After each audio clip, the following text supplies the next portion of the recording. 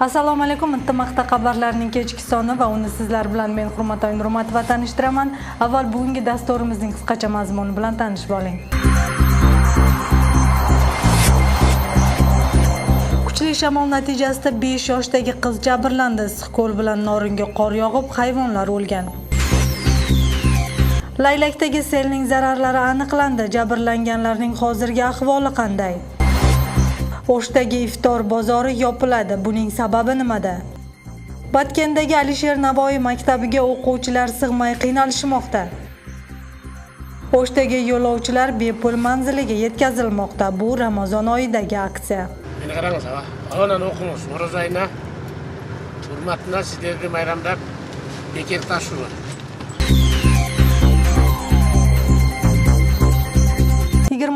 May kuni bo'lgan kuchli shamol o'lkaga bir qancha zarar olib keldi. Qoraqulchalik 5 yoshdagi qizni tolning shoxi bosib qolib, rayon kasalxonasiga yetkazildi. Hozir ahvoli yaxshi. Talasda shamolning tezligi soniyasiga 10-12 metrgacha yetib, uning oqibatida 8 uy oilaviy shifokorlar markazi va qishloq hukumatining shiferini uchirgan. Kecha Norinning Otboshi rayonida qor qalin yoqqani sababli bir cho'ponning 200 qo'yi o'ldi. Bu vaqtgacha u jonivorlarning junlarini olib tashlagan. Ma'lum bo'lishicha, qor Norindan tashqari Issiqko'l rayonida ham yoqqan. Natijada yaylovdagi 112 qo'y va bir sigir o'lgan. Hozirda keltirilgan zarar aniqlanmoqda. Qattiq shamoldan jabr qilgan Talas bilan Qoraqulcha rayonlari bo'lib o'tadi. Alamidinda kecha sel жүрген, seldan biraz agrottор jabr qilgan yerlar bor. Al bo'yichadagi jarantoq komissiya ishlab o'tadi. Laylak rayonida 13 may kuni bo'lgan selning zarari 58 million 800 ming so'mni tashkil qildi. Bugungi kunda qayta tiklash ishlari bormoqda. Biroq jabrlangan 70% oilaga xavfsiz hududdan yer uchastkalari ajratilmagan. Tabiiy ofatdan jabrlangan aholining fikrini muxbirimiz tinglab qaytgan. 13 maydagi sel natijasida Chimgen qishlog'idagi Malika Ergashevaning uyiga zarar yetgan. Sug'urtadan xabari yo'q uy egasi endi yaroqsiz holga kelib qolgan uyini qanday tiklashni bilmay turgan vaqti. Mutasaddi tomonlar sel xavfi haqida ogohlantirish berishmagan. Men uyim qamsizlantirilgan emas. Men endi bilmayman, hozir menga qanday yordam keladi, qanday nima bo'ladi, men bilmayman.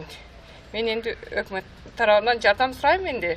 Yo'q deganda kishini o'sida yordam qilib, uchastka berib kichine yordam bersa menga dili yaxshi. Bu yerda uylarini sug'urta qildirmagan, biroq tez orada ko'chib ketishi kerakligi aytilgan 20 ga yaqin oila bor.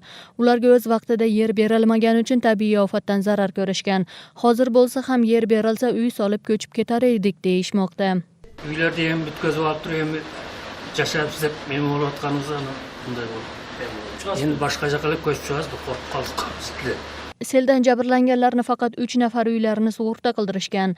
Endi ularga yordam ko'rsatiladi, deydi vitse-premyer ministr. Qolgan 50 dan ortiq oilaga mahalliy hukumat tomonidan moddiy yordam ko'rsatiladi. Tabiiy ofatdan keyin 70 nafarga yaqin oila xavfli hududda ekani aniqlangan. Biz hozir bunday qilib o'tamiz, mana ubuqi zonadan uylar ko'chirib chiqiladi bardir. Bu qolganlardan qarab chiqamiz. Albatta bu yerda bardıq masala individual jeka tartibda qaraladi, har birining shartida qaraladi, har birining mumkinligi qaraladi, o'sha qarab ko'chiramiz. Hukumat o'z tomonidan Qirg'iz Respublikasining hukumati tomonidan, oblastlik administratsiya, rayonlik administratsiya tomonidan butunday qayra yashovni qalblantirishga harakatlar to'liq ko'riladi degan ishonchda. Xavfli hududdagilari uchun Isfana shahrini Beshkent, Qulundi va Qatrongdan yer uchastkalari qaralmoqda. Tabiiy ofat zararlari 58 million 800 ming so'mni tashkil etdi. Ayni vaqtda sel oqibatlarini bartaraf etish uchun yetarli texnikalar ishlamoqda. O'sh shahridagi iftor bozori yopiladi. Bunday talabni O'sh shahar sanepidemnazorat xizmati qo'ymoqda.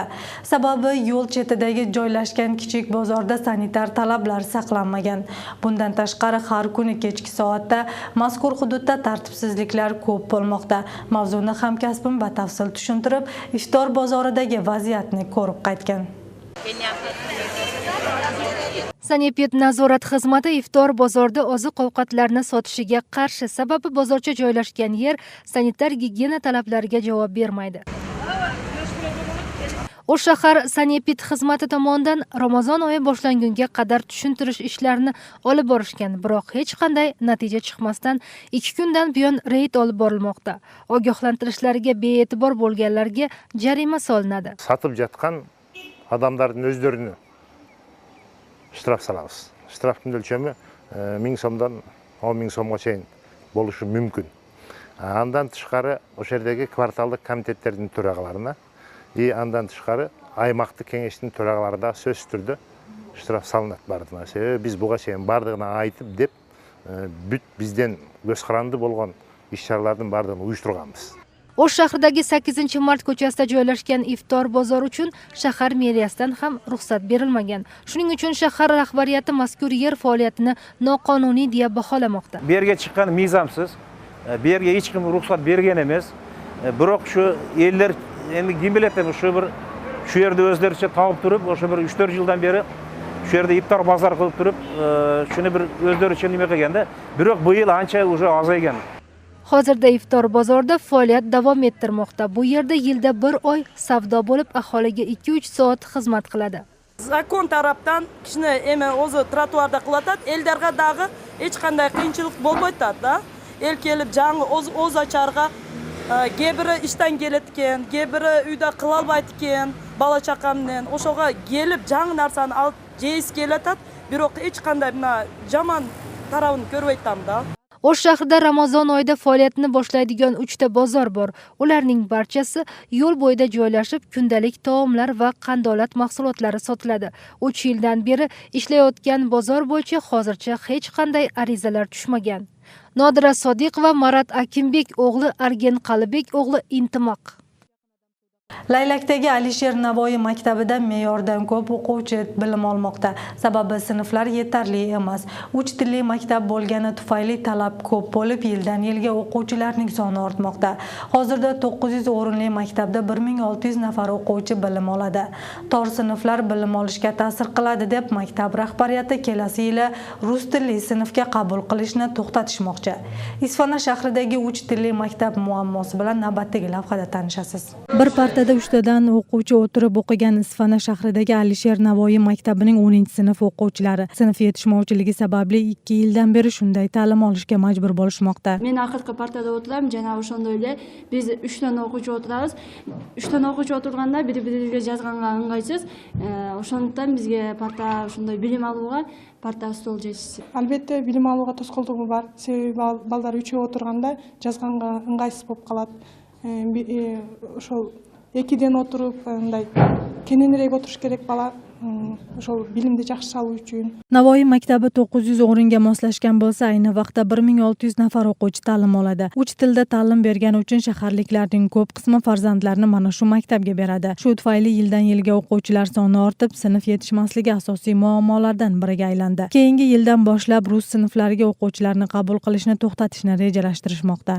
Bizden hozir 1-2 mikronda 50 so'tat, ko'payat. Anam bizde negizden 3 tilli bo'lganlıktan orus, o'zbek, qirg'iz tillerinde shunday baldardın soni o'sib ko'payat. Maktab 1977-yili qurilgan bo'lib, ayni vaqtda kapital ta'mirga muhtoj.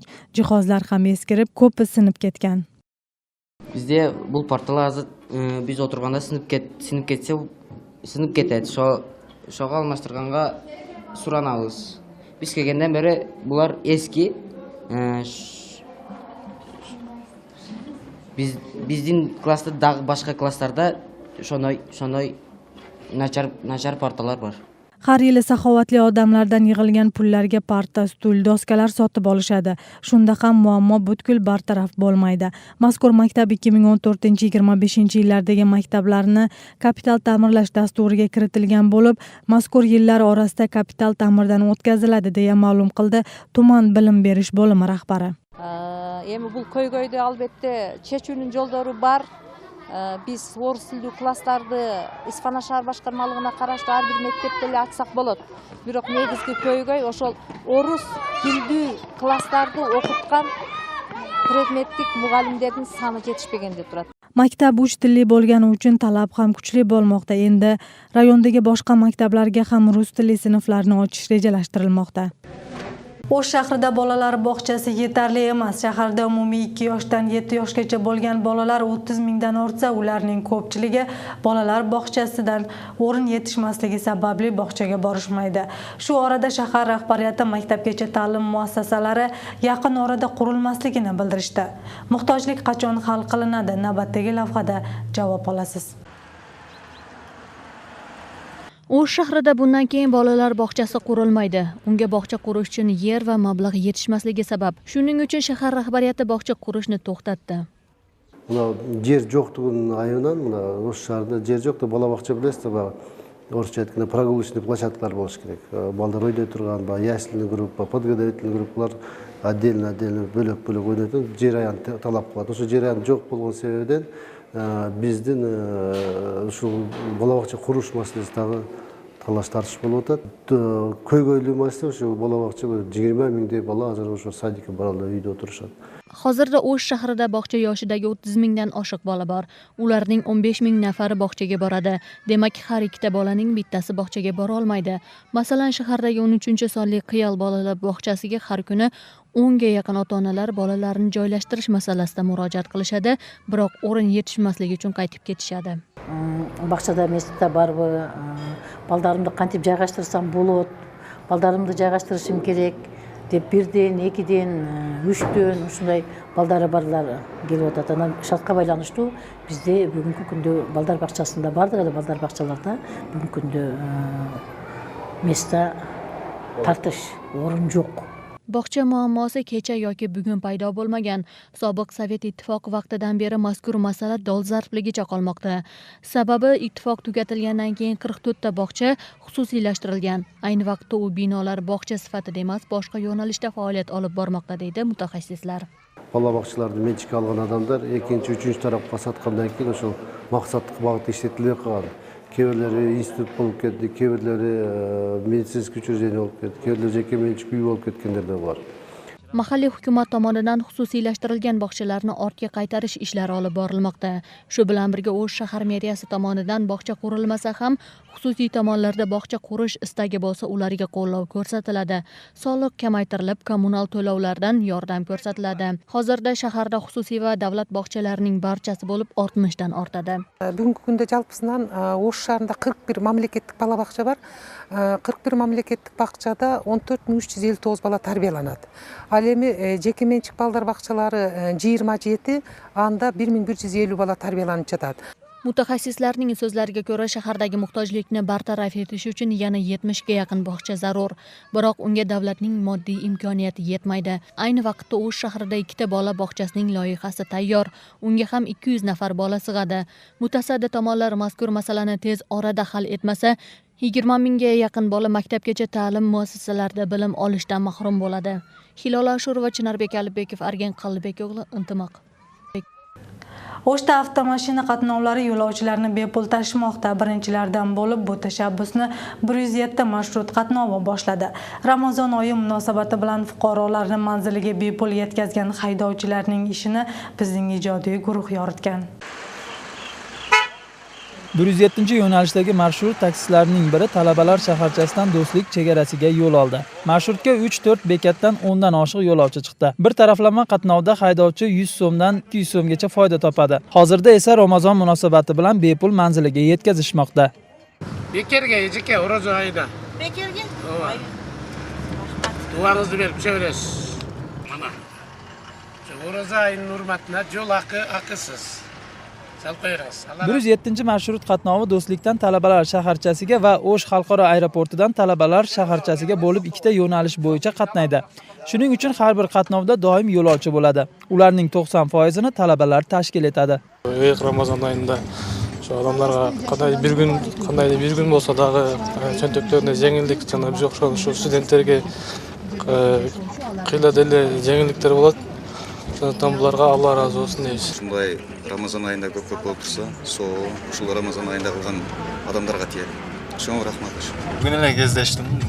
Мында учурлар эми жолуккам жок эле мен дагы эле. Жакшы кылышыптыр. Ушундай иш-чараларды көрүп өткөрүп турса, жакшы болмок өз айында. Kuniga 40 ga yaqin marshrut qatnovga chiqadi. Ulardan navbati bilan 2 yo'nalish bo'yicha bittadan marshrut aholini bepul manziliga yetkazmoqda. Har kuni deyarli 1000 so'mga yaqin yoqilg'i moddasi quyishadi. Bu xarajat haydovchilarning yonidan ketmoqda. Marshruttun жетекчиси болгон өзүм баштап берип, эме кылып келатам. Азыр каттап ташлап атабыз элди бекерге. Элдин көпчүлүгү ыраазы биздин мындай кылганыбызга. 10 сом деген менен кичине билинбеген кээ бир студенттерге акчасы жок болуп калат. Эми Алла разы болсун деп баары рахматын айтып түшүп кеткендер да көп.